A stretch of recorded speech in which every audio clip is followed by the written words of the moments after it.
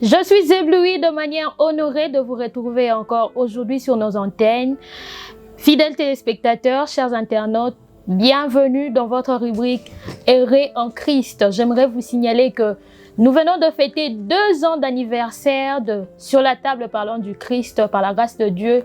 Nous sommes en train d'exister. Merci à vous, mais merci aussi à l'équipe de Sur la table parlant du Christ de nous faire exister. Aujourd'hui, j'ai reçu pour vous un autre grâce homme de Dieu qui va vous parler aujourd'hui de la pornographie. La semaine passée, vous étiez bénis par un témoignage si fort de l'homme de Dieu Christian Jérémie que je salue en passant. Il a parlé sur la masturbation, mais aujourd'hui, nous allons parler de cet élément qui lie la masturbation et la pornographie. Je suis avec l'homme de Dieu Crisco Kinkela. Comment vous allez? Je vais bien, merci. Je suis vraiment émue de vous recevoir aujourd'hui sur notre plateau. Merci, le plaisir est partagé. Comment va la famille, la santé? Ouais, je vais bien par la grâce de Dieu. Tout va bien, Dieu nous protège. Je rappelle que l'homme de Dieu Crisco Kinkela est le coordonnateur principal de la plateforme ou ministère Admirable Ministries. Aujourd'hui, il est là, présent pour vous parler avec beaucoup de courage et d'enthousiasme parce qu'il est enfant de Dieu. Il va vous parler de son témoignage lié à la pornographie. Restez scotchés chez vous à la maison parce que vous serez bénis. Alors l'homme de Dieu Crisco. Oui, maman Rebecca. Vous êtes à l'aise? Ah ouais, très à l'aise. Maman et papa vous suivent à la maison. Vos frères et sœurs, oui. les enfants que vous conduisez dans le ministère. Dans la foi aussi, dans la spiritualité. Vous n'avez pas honte de parler de Ah non. Vous savez, quand Dieu vous délivre et vous êtes complètement plutôt délivré, dénoncer tout ce qui était dans la vie passée. Donc je crois que c'est ça. Donc vous sentez à l'aise? Ouais, je me sens à l'aise. Je refuse que ça soit pour qu'on nous porte plainte aujourd'hui. En tout cas, il est conscient, il se sent à l'aise de parler de ça. Alors, dites-nous un peu comment est-ce que vous avez reçu Jésus, comment est-ce que vous êtes devenu enfant de Dieu. Bon, en fait, c'est vraiment une longue histoire pour le dire, mais je vais faire un effort pour que je puisse un peu globaliser cela. En fait, je suis né dans une famille chrétienne. J'ai commencé par l'écodim dans une église dans la commune de Bumbu. Okay. C'est là où je crie à Jésus. C'est là où j'ai commencé depuis l'écodim. Et arrivé en 2000, je crois, c'est en 2016, c'est là où vraiment que j'ai commencé de servir Dieu. En tout cas. Donc, si vous comprenez bien, c'est un enfant de Dieu qui a reçu Christ, mais qui a aussi reçu le baptême d'eau et du Saint-Esprit. Oui. Mais un enfant de Dieu ne peut pas manquer de témoignages authentiques. Souvenez-vous, au début, j'ai dit que nous allons le recevoir, il va parler de la pornographie. Dites-nous un peu comment est-ce que vous êtes passé dans la pornographie. Ah oui. Quel était l'élément qui a déclenché la vie de péché selon la pornographie? On était dans la maison, on vivait avec les gens, on était avec les amis, si je peux le dire clairement. Mais vous savez, à la maison, souvent, c'était l'habitude que si papa sort et vous êtes resté avec les amis, vous prenez des CD, vous partez dans des marchés, vous achetez des CD et vous venez lorsque les gens ne sont pas à la maison, vous les mettez. Et vous êtes là avec des amis et vous êtes en train de regarder cela. Et c'est par là que je m'étais plongé à ça. Et c'est ça qui a fait un peu, qui est plutôt mon passé, quoi. Donc c'est ça. Donc si nous voulons essayer de comprendre, pour que vous puissiez atterrir et passer dans la pornographie, c'était par rapport aux amis et au laisser aller de parents par rapport à ça. Pardon? Laisser aller de parents et non, ce n'est pas seulement le laisser aller de parents. Les parents partent au travail, l'autre n'a pas. Disons que vous étiez en train de profiter de l'absence des parents. On était en train de profiter lorsqu'on voyait qu'on est libre, nous sommes que les enfants, on n'est que des frères, on n'est que des amis. Nous pouvons mettre ça parce que dans nos pensées, déjà, on attendait parler de ces choses et nous aussi, on voulait plutôt d'essayer comment les autres voient et nous aussi, nous allons essayer. Et c'est ça qu'on a eu à plonger à ces choses-là. Comment expliquez-vous aujourd'hui, comment vous êtes parvenu à comprendre que la pornographie était un péché? Alors, lorsque j'ai reçu Jésus-Christ vraiment, tant que Seigneur et Sauveur, et lorsque je me suis plongé maintenant dans les choses de Dieu, et j'ai compris qu'il y a certaines choses qui m'ont dérangé, ses origines viennent de ces choses-là. En tout cas, j'espère qu'à la maison, vous comprenez bien comment est-ce que nous sommes en train d'avancer. Okay. Et comment vous pouvez démontrer, selon la parole de Dieu, en étant homme de Dieu, que la pornographie est un péché où ça fait partie des interdits. Parce qu'aujourd'hui, dans la Bible, on ne parle pas de la pornographie. Mais vous pouvez au moins nous démontrer comment est-ce que nous pouvons comprendre que la pornographie est un interdit ou un péché. En fait, la pornographie, c'est vraiment un interdit, si je peux vous dire, ma sœur. Vous savez, la Bible ne parle pas vraiment, il n'y a pas vraiment de verset type ou base qui parle vraiment de la pornographie. Mais lorsqu'on est en train de lire la Bible, prenons comme Matthieu chapitre 5. Matthieu chapitre 5. Est-ce qu'on peut lire ensemble avec vous? Matthieu chapitre 5, verset 27, la Bible nous dit, « Vous avez appris qu'il a été dit, tu ne commettras point d'adultère, mais moi je vous dis que quiconque regarde une femme pour la convoiter a déjà commis un adultère et avec elle dans son cœur. » Et si vous prenez aussi Matthieu chapitre 6, verset 22, vous le verrez, la Bible nous dit, l'œil est la lampe du corps. Si ton œil est en bon état, tout ton corps sera éclairé. Mais si ton œil est en mauvais état, tout ton corps sera dans les ténèbres. Si donc la lumière qui est, vous savez, la Bible est en train de bien préciser que si la lumière qui est, plutôt, mais si ton œil est en mauvais état, tout ton corps sera dans les ténèbres. Si donc la lumière qui est en toi et les ténèbres, combien seront grandes ces ténèbres? La Bible est en train de nous parler juste que les faits, les choses que nous sommes en train de regarder dans la télé, souvent on regarde dans des téléphones, vous savez, avec nos systèmes le système du 21e siècle. La technologie, si je peux le dire, tout le monde a son téléphone, il regarde des vidéos pornographiques, il regarde des scènes obscènes, ça affecte directement et tout ça, ça se passe par les yeux. Et tes yeux sont devenus directement souillés à cause seulement de regarder. Et lorsque nous regardons ces genres de films, directement nous sommes en train de penser que la femme là qui est en train de faire ces exercices là et l'homme là qui est en train de faire ces exercices là, cet homme là ou bien cette femme là, elle peut devenir ta femme plutôt. Donc tu peux commencer à se sentir, c'est comme si que c'est elle qui est devenue ta femme, ça pourra t'amener directement d'aller se faire masturber et de faire certaines choses. Donc c'est une pensée qui envahit l'homme. Oui, oui. Je vous dis ma sœur, j'aimerais bien de te dire, à chaque temps regarder ce genre de films, on avait toujours l'habitude d'aller regarder, d'aller voir des prostituées, d'aller voir des filles. Vous savez, si vous manquez de maîtrise, vous pouvez aller coucher avec une fille de 12 ans. Vous croyez qu'il y a plusieurs gens qui sont dans des prisons des Macas, là, ils ont passé par ces choses. C'est juste qu'ils sont en train de regarder et ces pensées sont devenues souillées, ces yeux sont devenus souillés. Et quand vous regardez ces choses, ça vous dirige directement à commettre des choses que vous êtes en train de voir. Est-ce qu'il y a-t-il de conséquences liées par rapport à ça spirituellement lorsque les gens regardent? Oui, vous savez... Quelles sont ces conséquences? Les conséquences est que, vous savez, il y a des gens qui ne comprennent pas. La nuit, Dieu nous parle beaucoup dans des songes, dans des révélations, vous voyez.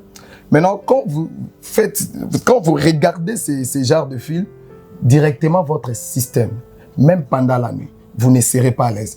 Et vous donnez l'accès, la Bible nous dit ne donnez pas accès au diable. Vous voyez, vous donnez directement l'accès dans des choses qu'on entend des femmes et maris de nuit. Vous pouvez attraper ces genres de choses juste seulement quand vous regardez. Or, le mari et la femme de nuit, comment dirais-je, sont des démons, sont des esprits qui marchent pendant la nuit. Il y a d'autres personnes, ce n'est pas seulement pendant la nuit, mais d'autres personnes, ça se passe même au midi, même pendant la journée. Je connais une fille qu'on était en train de délivrer sur ça, et la fille me disait que non, papa, moi, même dans mon Iboye, il y a des choses qui se passent à moi. Moi, je l'ai regardé, voilà. Et je l'ai demandé d'où vient cette origine de ces choses. Il a dit que non, j'ai regardé ces films. C'est-à-dire, ça peut affecter ta vie et ça peut changer ta manière de voir des choses et ça peut détruire ta vie spirituel. C'est ça, c'est que je peux te dire. Dans la spiritualité, c'est vraiment quelque chose de très, très, très dangereux qui tue beaucoup des hommes de Dieu, qui tue beaucoup des enfants de Dieu, qui tue beaucoup, beaucoup de générations à travers de ces choses. Moi qui t'ai dit, j'ai été tenté de faire ça. On était là avec des enfants. Vous voyez des films et là, ça te pousse directement d'aller directement avec une fille là. Et ce n'est pas n'importe quelle fille, une fille à qui si tu oses à faire ces genres de bêtises, tu pars directement en prison. Alors, il faut que les gens comprennent que ce genre de choses, ce n'est pas vraiment bon. Il faut que les gens le refusent.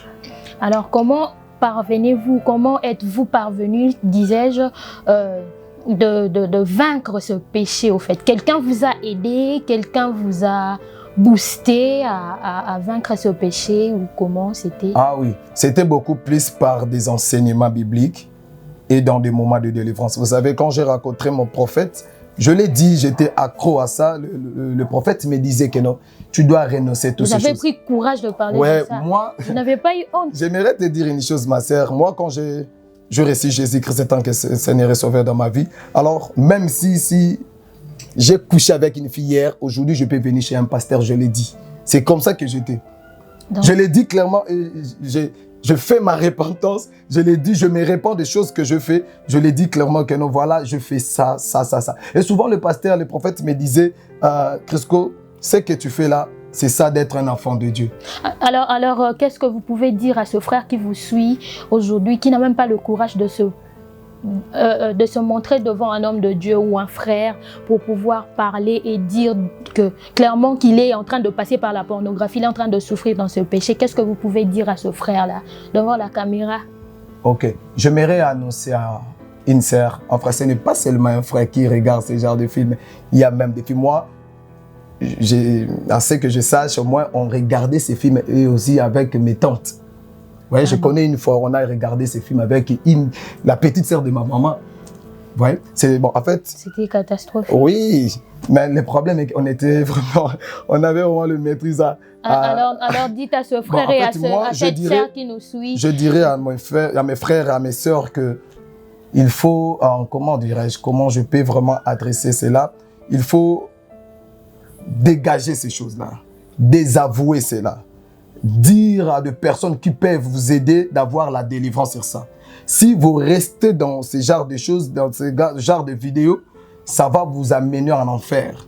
Alors si vous cachez vos péchés, ça va vous amener en enfer. Donc il faut complètement refuser et dire à des personnes qui vous dirigent, à vos conducteurs, peut-être dans des groupes d'intercession, peut-être dans l'évangélisation, partout, dis-les ce que vous faites. N'ayez pas peur parce qu'ils vont te voir, c'est comme si tu es un pécheur. Mais vous ne pensez pas que le Saint-Esprit vous avait aussi aidé? Oui, parce que ce n'est pas facile d'avoir le courage de se tenir comme ça. Vous passez dans le secret, dans un péché et du coup, prendre le courage et dire que je passe par là, voilà, je souffre dans telle chose. Ouais, il a fallu que je commence d'abord par ça. Il a fallu que je dise d'abord, c'est par l'aide du Saint-Esprit que je puis dénoncer cela, dire à cela. Donc c'est ça. Et pour que le Saint-Esprit commence à manifester cela, c'était juste aussi passer aussi par des enseignements. Donc c'est l'une des méthodes qui vous a aidé. C'est l'une des méthodes qui m'a vraiment beaucoup aidé. Qui m'a beaucoup vraiment aidé. Et quand je dénonçais ces choses, l'Esprit de Dieu me disait seulement que non, toi tu es dans la délivrance, tu dois te débarrasser de ces choses. Et c'est ce que je faisais à chaque temps si je sens. Mais je vous dis, ce n'était pas facile. Vous pouvez dénoncer. Mais quand vous avez votre téléphone, vous êtes en intimité avec toi et ton téléphone, ça peut vous amener de regarder. Ça peut vous amener, parce que ça va vous tenter d'une manière que tu ne sais même pas. Mais quand tu as l'Esprit de Dieu va te dire que non, ça, toi, tu ne peux pas regarder ça. Toi, ça, il faut refuser cela. Et c'est ça que j'ai pu tenir jusqu'au jour d'aujourd'hui. Mais il n'y a pas-t-il eu de comment est-ce qu'on appelle ça, de petites négligences qui ont fait en sorte qu'un jour que ça vous pousse à tomber ou soit à retomber? Bon, le problème est que il faut qu'on puisse établir les interdits dans la vie. L'interdit nous aidera à avancer avec ces systèmes-là que je peux les dire. C'est-à-dire, des disciplines personnelles. Des disciplines personnelles. C'est-à-dire, quand tu établis tes disciplines personnelles, tu dis que non, ça, je ne peux pas. Vous savez, il y a un temps, Dieu m'a dit, supprimer Facebook, sort dans toutes ces choses-là. Je me dis, maintenant, moi, je dois publier ces choses. Mais quand je dois publier des choses, et c'est par là aussi le diable est profite, il vous amènera seulement, va cliquer. Quand je vais cliquer, pas directement, tu vois des choses bizarres. Donc, parmi vos disciplines, je comprends qu'il y avait aussi l'obéissance. L'obéissance et... le sacrifice. Le sacrifice. En tout cas, chers enfants de Dieu, vous comprenez qu'il y a plein de choses qui s'est passées dans la vie de le frère, l'homme de Dieu que vous voyez devant moi. En tout cas, établissez des interdits, établissez des disciplines personnelles. Lisez la parole de Dieu, mais aussi priez. Priez aussi. Alors, j'aimerais que vous puissiez prier avec nous, avec les frères et sœurs qui nous suivent. Dieu vous a fait grâce aujourd'hui, vous êtes enfant de Dieu, homme de Dieu, prêchant la parole de Dieu, à ne plus tomber. Est-ce que vous pouvez prier avec nous, avec ces gens qui nous suivent, qui passent par ce moment difficile, à ne plus retomber et à s'accrocher à la parole de Dieu? Gloire soit rendue à l'Éternel. Je vais prier pour quelqu'un qui me suit en ces moments. Je dirais qu'il y a... Prions. Éternel Dieu de grâce, je m'aimerais le faire comme David l'a dit. Seigneur, ne te souviens pas des fautes de ma jeunesse, mais souviens-toi de moi à cause de miséricorde.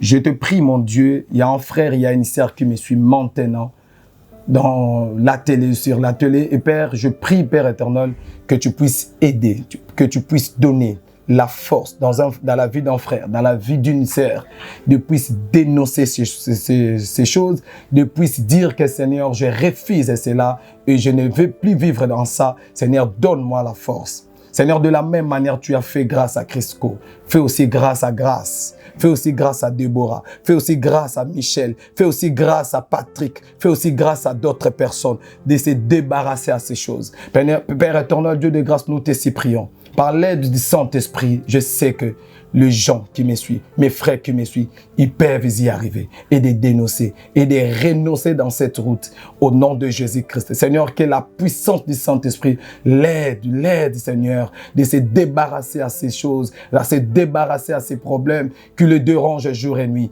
Au nom puissant de Jésus-Christ de Nazareth, au nom puissant de Jésus-Christ de Nazareth, David est en train de dire, lave-moi complètement et je serai plus blanc que la neige. Lave-moi complètement et je serai plus blanc que la neige. Père, je te prie, Père éternel, lave quelqu'un qui me suit maintenant. Lave-le peut-être par ses péchés, par ses choses. Père éternel, lave-le. Et je crois que Seigneur Dieu de grâce, elle vivra où il vivra ta grâce et ta puissance. Merci Seigneur Jésus-Christ. Amen.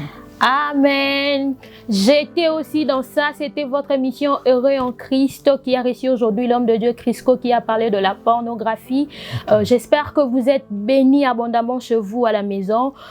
Moi, Rebecca Kanana, j'ai pas grand chose à vous dire parce que vous étiez déjà bénis. Je crois fermement dans mon esprit que vous serez délivrés de ce mal qui vous dérange jour et nuit.